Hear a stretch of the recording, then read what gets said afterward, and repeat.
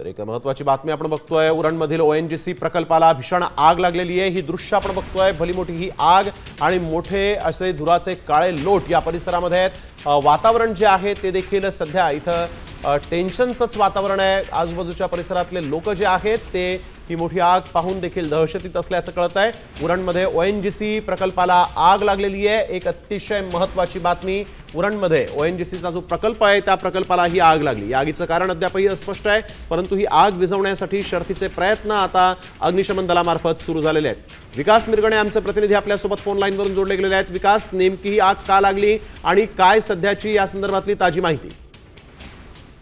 उरणमधील महत्वाचे संवेदनशील ONGC जी company आहे, उरणमध्ये सर्वात मोठी कंपनी म्हणून मानली जाते। आग विझवण्यासाठी सध्या सिडको अग्निशमन दल मोठ्या प्रमाणात तिथे अधिकारी आणि अग्निशमन दलाचे फायर ब्रिगेड सगळे आलेले, पण घटना नागरिकांमध्ये भीतीचे वातावरण। नेमकी आग कशामुळे लागली हे अजून कळू शकले नाही, पण नैसर्गिक वायू आणि तेल शुद्धीकरण केंद्र असून या केंद्रातून नैसर्गिक वायू आणि तेल वितरण होत आहे।